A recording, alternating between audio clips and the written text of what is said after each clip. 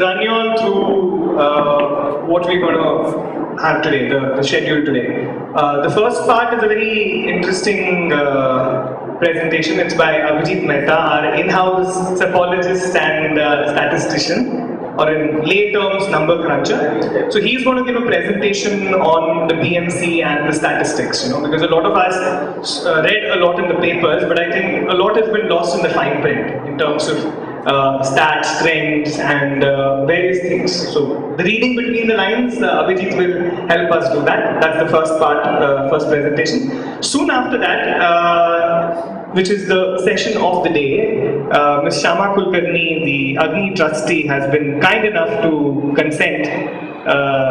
She will be moderating the session. We'll have various citizen groups give a presentation for 3 to 5 minutes based on the objectives, their experience in the BMC election, and how they intend to take things forward. And at the end of course, there will be question answer session for that.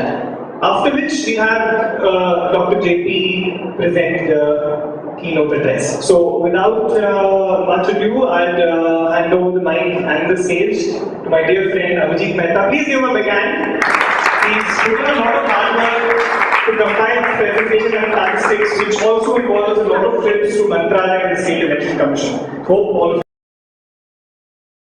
Okay, I have roughly around 15 minutes to talk, and I have around 15 minutes to talk, and I hope to finish in 15 minutes.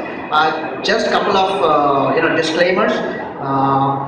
Whatever I am saying, I do not represent anybody. The views are my own. They are not of Lok Satta, Mumbai 27 or anybody else's. And second disclaimer is, he said psephologist. And a friend of mine here asked me what is psephologist. I said, as soon as I find out, I'll let you know. Okay, so that's that. So let's start.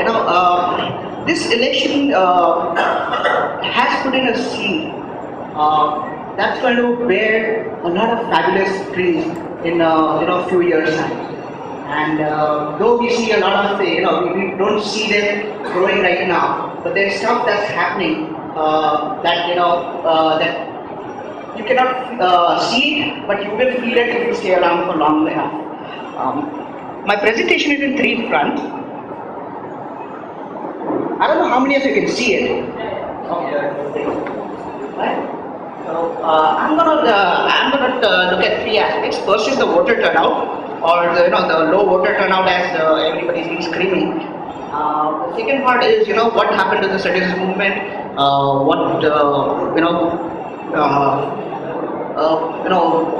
why did it work, what worked, what did not work, and things like that. And the third part is, well, how did Shiv Sena manage to get the BMC back after doing such a rotten job of it? So the third one is the toughest. But I should try, and do let me know if I have succeeded or not. So let's go on the first part. Why do you think people don't vote? By the way, this is an interactive session. And if you don't, the mic will just come up next to your mouth. So somebody better say something. Yes, sir. Why do you think people don't vote? I think it's laziness. Anybody else? All right. Yes, sir. I think people didn't vote because mostly, the options were only Congress, BJP, Shiv Sena. Looks of the candidates were not present in many places, and there was not much awareness. And people didn't know whether to vote for Congress or BJP or Shiv Sena because all of them were corrupt. So they didn't see a clear option. And Lok Satta, and if India is corruption, for example, had supported Lok Satta, and all the good citizens' movements, if they had come together in one voice, if they had said we will defeat corrupt parties like Congress, BJP, Shiv Sena, I think the results would have been that much. Anybody else? Yes, sir. People are not educated as to what is real democracy. There is no voters' education and protection in the country. People must be educated what is real democracy. And that's all. 65 years it has been ignored, or rather neglected in the country. So sorry, I have 15 minutes. I'm sorry, I cannot take everybody. Just if you can give I just want to finish my point. Okay, so we all agree that people don't vote for various reasons, right? So now let's see if that is true. Okay, these are the statistics that this election commission has given up. from 7:30 to 9:30, so and so, and at the end it says we voted 46% of the electorate voted.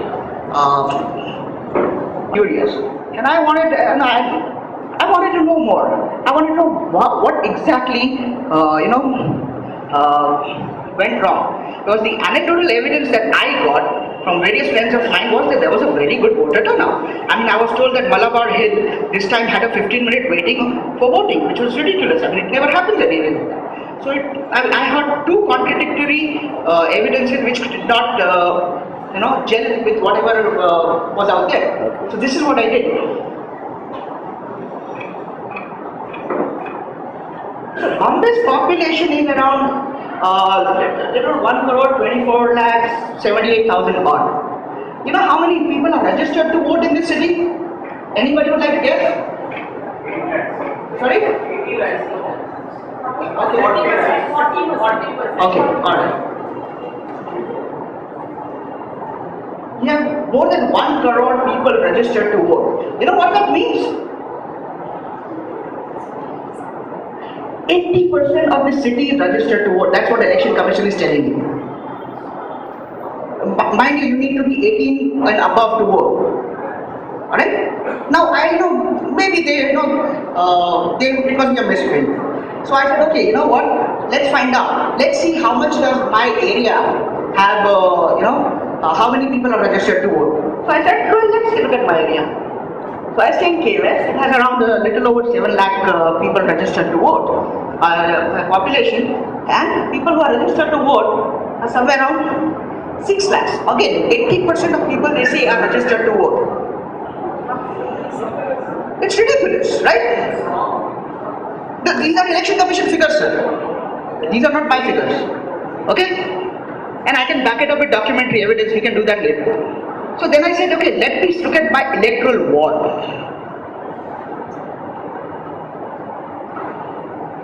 So I am in Ward 55, and it's a roughly population of around 51,000 people. And how many people registered to vote?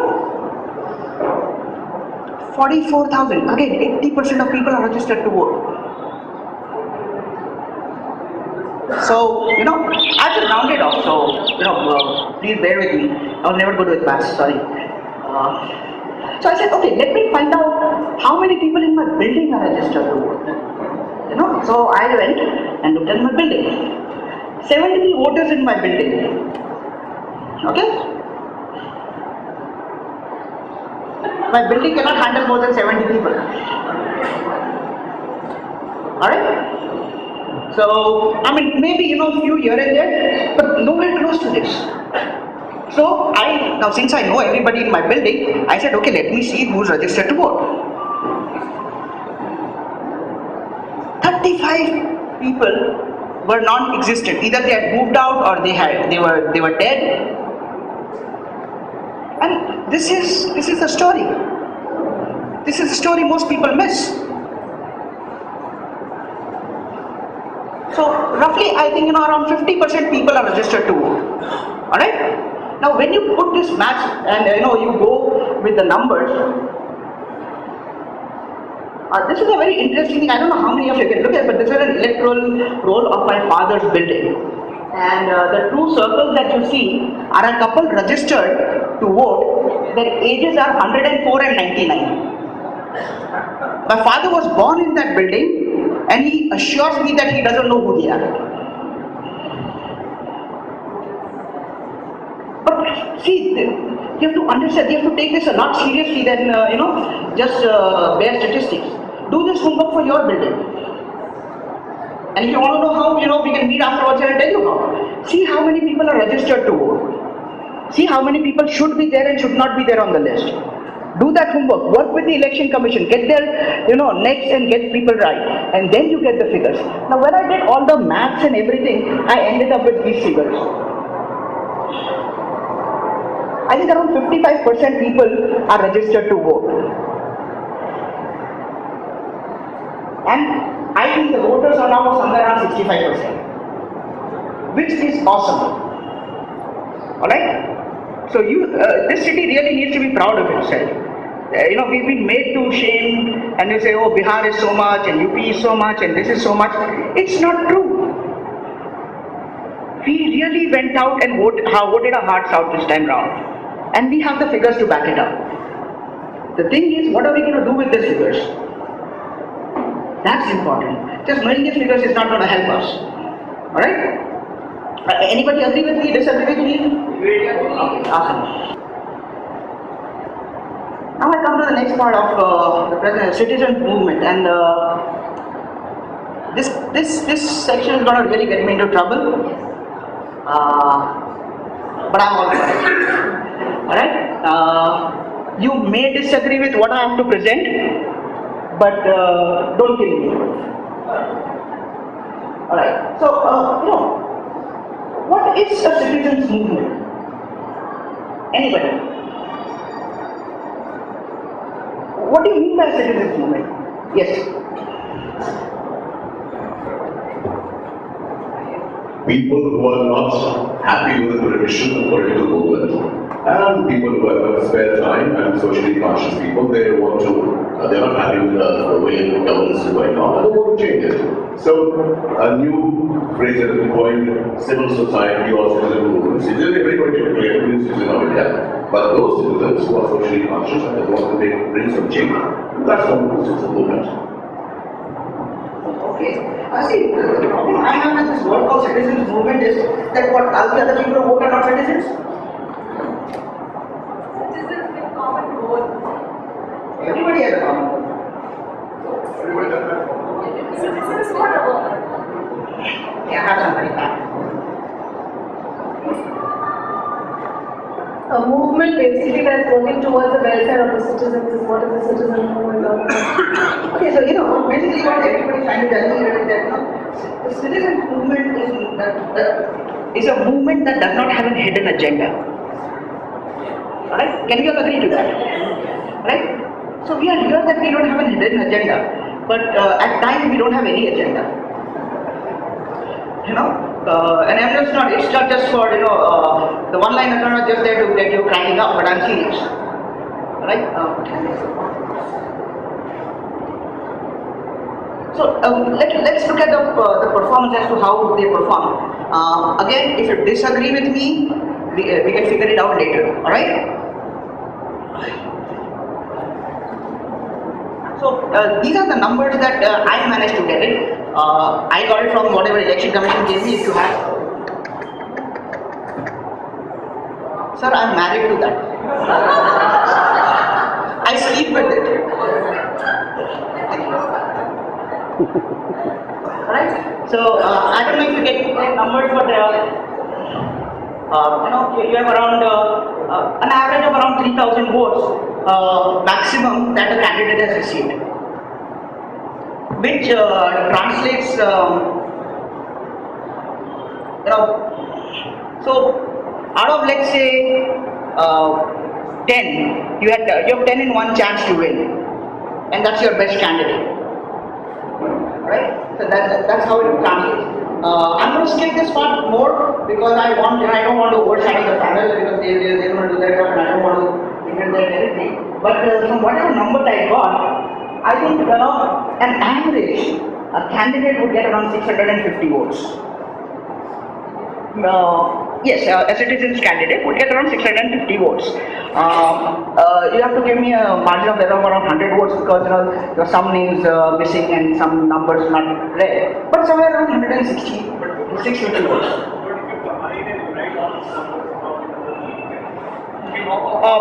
Yeah. So if you do that, you roughly are somewhere around 0.4% of the voter turnout. Every number you add up is 0.4 of the voter turnout. Now, if there is any statistician at home, they tell you this is, enough. This would also count when you accidentally vote for somebody else. Okay, from a statistical point of view, I'm not saying we did it, but I'm just trying to say that how hard we need to work before we see the fruits of our labor. All right.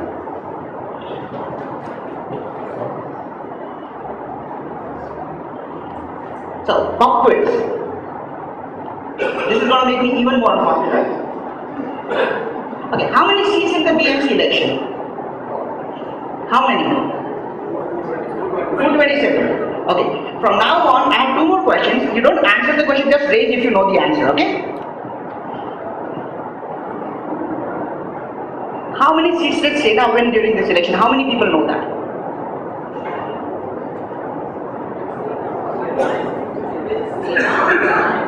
Sena. So you have one person who knows, two people. Any more? Okay? See, the number is not important. Okay, three people, okay? How many did Congress lose?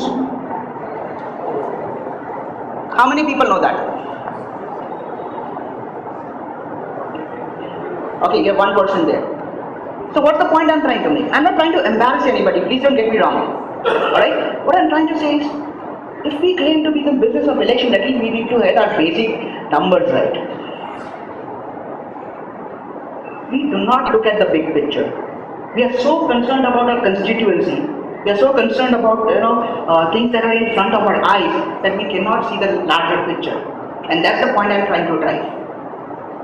That you have to look at the larger picture. You have to marry the macro and the micro. You can't work with just one. Alright? So, whenever you see, this is what happens, okay? And the reason why I put this is I was really conflicted of putting this because I know it would make a lot of people feel bad.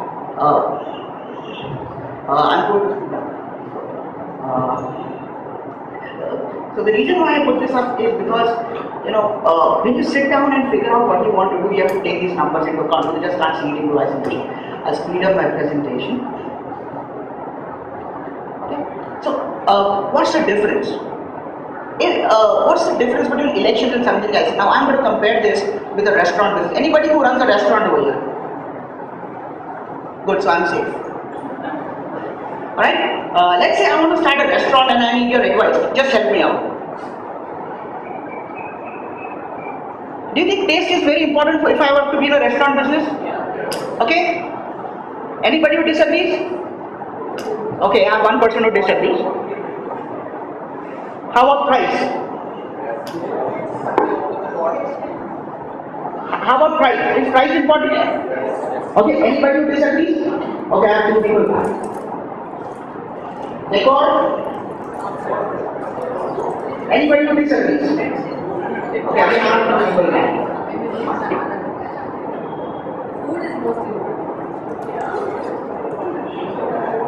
See, anybody who's been in the restaurant business will tell you this. There is three things that are most important in the restaurant business, and they are these. Location, location, location. If you're not in the right location, it doesn't matter how good food you serve, you ain't gonna make money.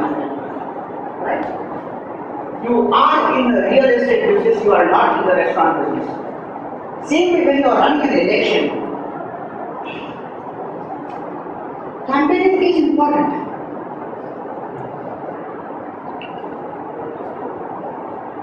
Issues are important.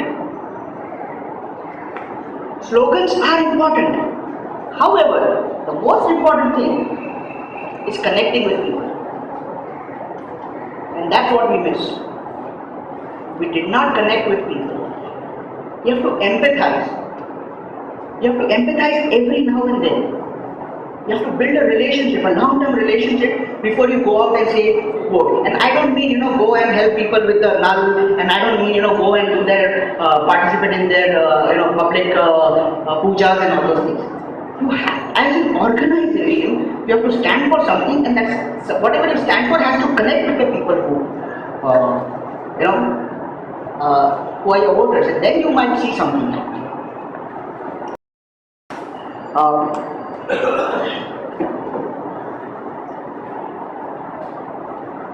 So my last part of the presentation, now I'll really sweep through this presentation from A, because I'm told to shut up, and B, this is a little more complex than it looks.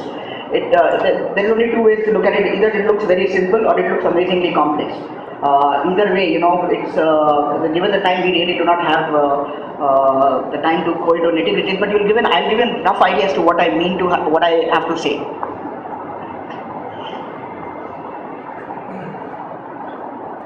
So Shiv Sena had around 112 seats coming into this election.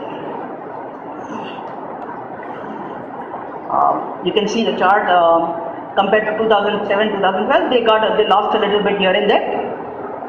But the biggest loser was Congress, and the biggest winners were MNS and the independents. Now the independents here you read as rebel candidates. Okay, they are not independents. All right. So in spite of this situation of my city, how can they win?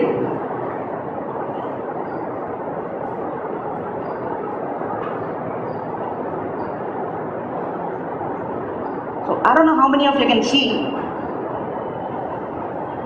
but this is how your elections looks like right now. The red is Shiv Sena, the blue is BJP, and I'm just worrying about them. All right. If you see,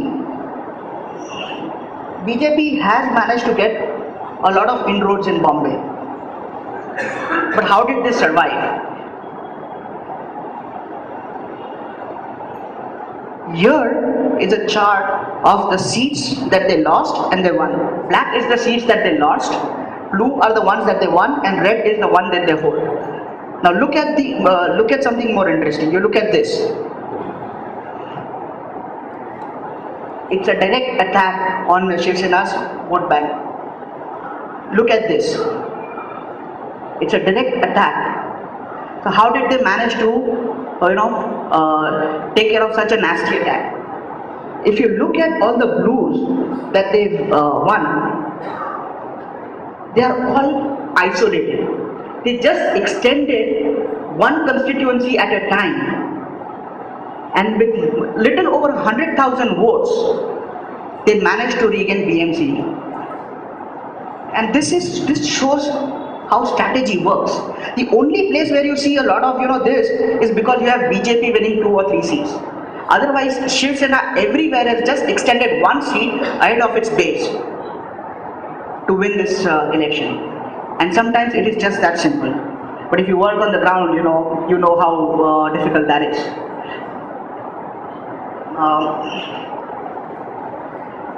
Just 2 minutes and I'm done.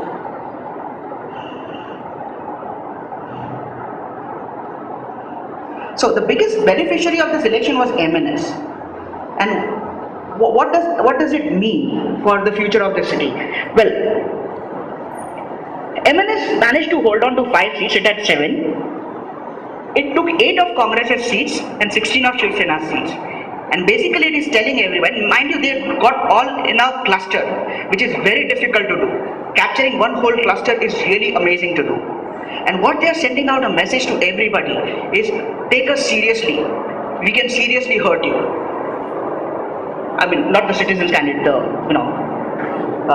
Shiv Sena and the Congress. And that is the message that they managed to send. And of course, we can go into voter percentages and other things. Like Congress almost doubled its voter base. In some constituencies, it has almost 150% of voters, but they are just holding the seat that they were fighting. So there are a lot of other things that I can share with you, but with the constraints of time, but just to give you an idea, look, it was all planned. They really sat down and worked out it. They didn't go and fight. There was no bravado.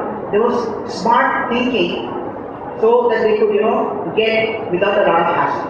Mind you, they were fighting for their identity this time around. If they lost, they would have been wiped out. And look the cool and the calm nature of their strategy, and how fabulous it worked out for them, and nobody figured it out what they did even after the election. And so that's it. Thank you very much. We're much wiser after listening to all those stats.